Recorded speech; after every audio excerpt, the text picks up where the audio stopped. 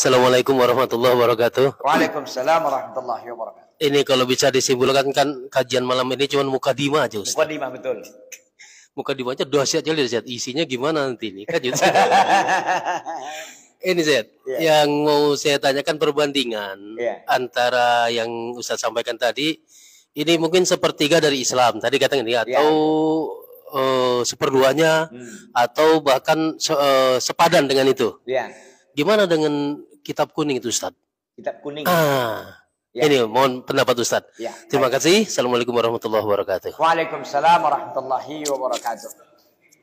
Pertama, maksudnya begini tadi Pak, yang Islam, para ulama kan menyimpulkan dari Arba'in Nawawiyah ini, mereka melihat, mengecek, ternyata Imam Nawawi memilih hadisnya nggak sembarangan.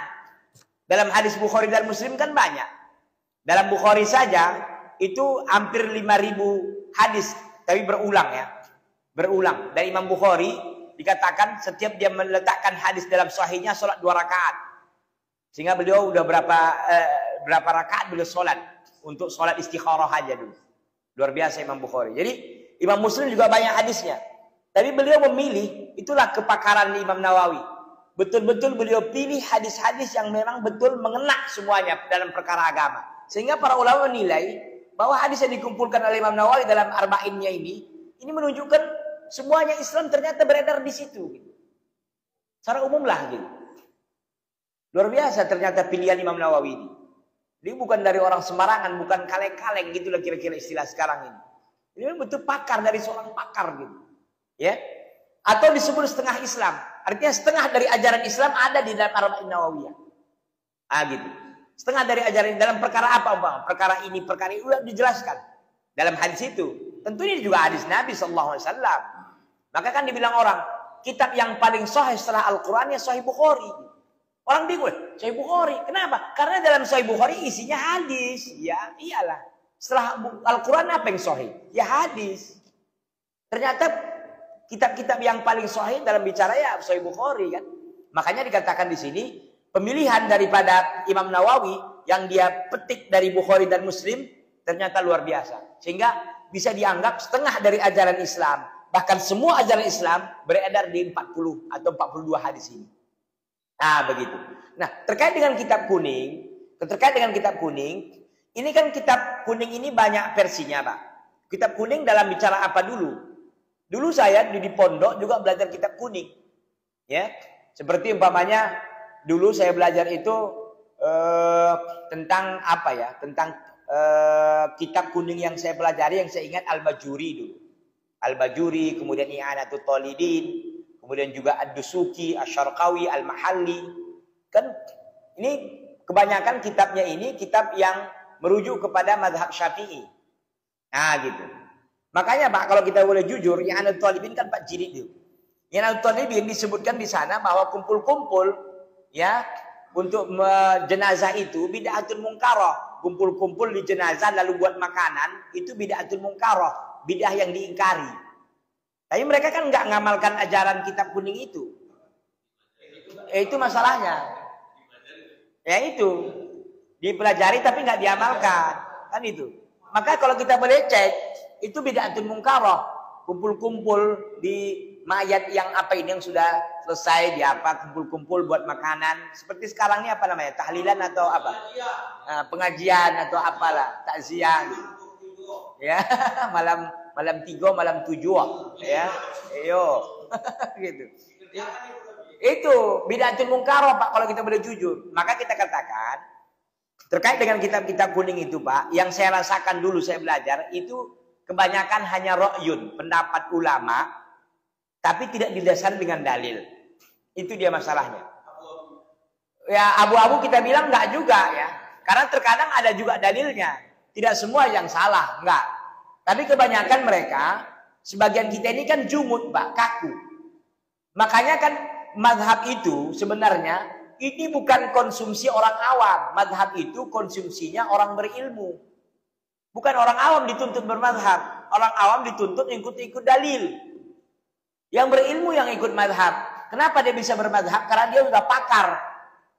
Dan mereka yang bermazhab itu pun tidak fanatik. Yang salah itu kalau dia fanatik. Kalau kita katakan wajib bermadhab, dulu apa madhab Rasulullah? Apa madhab Abu Bakar, Umar, Utsman? Nggak ada. Mazhab itu kan lahir belakangan. Makanya mazhab itu, kalau kita nanti baca dalam kitab Al-Madkhal fi Tarikhil Islam, karangan Sulaiman Al-Ashqar rahimahullah, kita akan dapati di sana ternyata mazhab itu diselewengkan oleh sebagian pengikut mereka. Karena untuk membela mazhabnya. Itu yang nggak benar.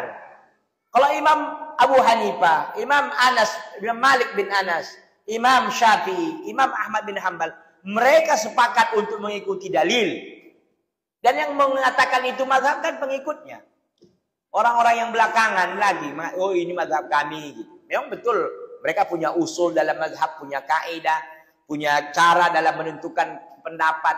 Mazhab itu kan artinya kita, bagaimana cara kita dalam menemukan satu kesimpulan dari dalil yang ada. Kan itu. Itu namanya cara kita dalam memahami satu hukum yang diambil dari hadis. Atau pemahaman daripada ayat atau hadis.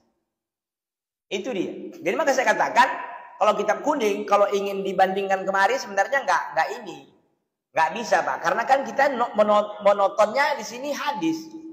Semuanya mentoknya ke dalil. Dan yang mazhab yang paling benar kan mazhab ahlul hadis. Kan itu. Imam Syafi'i mazhabnya apa? Mazhab ahlul hadis. Maka Imam Syafi'i kalau kita nanti antum bisa cek di YouTube, Ustaz Abdul Hakim mengatakan Imam Syafi'i apa mazhab? Bingung kita kan? Nggak ada Imam Syafi'i mengatakan, yuk saya mendirikan mazhab baru namanya mazhab Syafi'i. Ya ikuti saya. Nggak ada.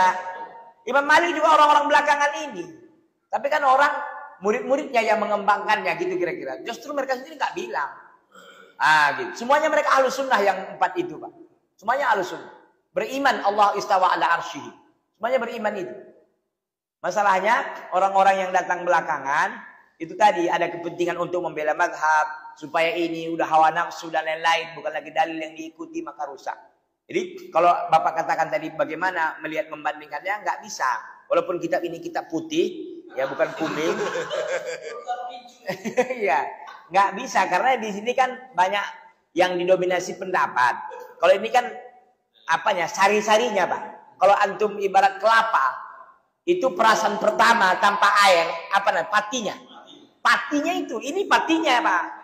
Patinya ini kalau kita makan pening kita ya kan, karena terlalu campur air dulu kan. Gitu. Tapi kan para ulama penting sekali. Para ulama adalah pewaris para nabi. Adalah ahli waris para nabi. Mereka yang mensyarahkan ke kita, Pak. Ini pun disyarahkan ulamanya ini. Jadi maka saya katakan nggak apple to apple, Pak. Kalau mau dibandingkan gitu kan. Karena lagi-lagi saya katakan ini langsung kita ini, langsung ke titik, ke jantung apanya, Pak? Ke jantung apa namanya? Pertahanannya gitu kira-kira. Jadi kalau kita minum air, orang mungkin minum air di ujung sana, kita kemananya? Mata air ya. Mata airnya gitu kira-kira. Bukan berarti yang lain salah, nggak gitu. Nggak kita katakan begitu. Tapi lagi-lagi nasihat saya pribadi dan kepada antum semuanya dan kepada para akhwat dan ibu-ibu di belakang, ikuti dalil. Makanya bermazhab boleh nggak? Ada yang mengatakan ekstrim, ada 3 pendapat. Ada yang mengatakan wajib, ada yang mengatakan haram, ada yang mengatakan tengah-tengah boleh. Dan saya condong ke pendapat mengatakan boleh. Boleh dengan catatan ketika mazhab menyelisihi dalil, tinggalkan mazhab, ikuti dalil. Itu aja. Gitu. Dan lagi pun antum nggak ngerti kan madhab, nggak ada. Maksud saya tadi kenapa kok bisa ke madhab? Karena kebanyakan kan orang kalau sudah kitab kuning ini kan labelnya madhab kan Pak, madhab Syafi'i. Apalagi di Indonesia ini kan semua orang mengatakan dirinya madhab Syafi'i. Ingat Imam Madhab Syafi'i kalau antum baca dalam kitab Al-Um, Ar-Risalah itu nggak ada yang namanya bidah-bidah beliau buat, nggak ada. Gak ada. Hanya kunut itu mungkin, itu kan biasa. Kekeliruan para ulama. Beliau melihatnya itu sahih. Sekarang ulama yang lain mengatakan hadisnya dhaif, nggak bisa dijadikan hujah. Nggak ada masalah. Dan beliau juga nasihatnya kalau aku mengatakan suatu perkataan, ternyata menyelisihi dalil, buang perkataanku, ambil dalil. Maka mereka mengatakan idza shahal hadis fahuwa madhhabi. Kalau sahih hadis itulah madhab. Beliau sendiri bilang. Begitu. Kalau yang lainnya sunnah semua, Pak. Imam 4 itu sunnah semua. Masalahnya orang-orang di belakangan ini yang kadang-kadang membela gitu kan. Tapi kalau kita mau bicara jujur, nggak usah marah-marah, akademis, argumentatif, ilmiah, ayo. Bukan dengan otot apa, bukan itu. Ayo dengan ilmiah kita bicaranya. Gitu Pak ya. Maksud saya kalau dibandingkan lagi-lagi saya sampaikan tidak apa ya. Enggak apple to apple gitu ya. Artinya kalau mau kitab kuning ya bandingkan dengan kitab kuning yang lain yang memang ini. Karena ini kan dia langsung ke hadis Pak, ya mentok. Karena kan kita kan lagi katakan ini patinya Pak. Nah, patinya kita bicara ini. Karena kita bicara ke hadis per hadis. Ya, kayaknya udah molor kali Pak. Udah kena asam lambung kayaknya udah semua. Ya, insyaallah taala kita ketemu di lain kesempatan. Mudah-mudahan antum nggak kapok ya Pak ya. Ini malamnya agak panjang, Pak Ustaz tuh nggak enak panjang kali. Ya, mudah-mudahan nggak kayak gitu.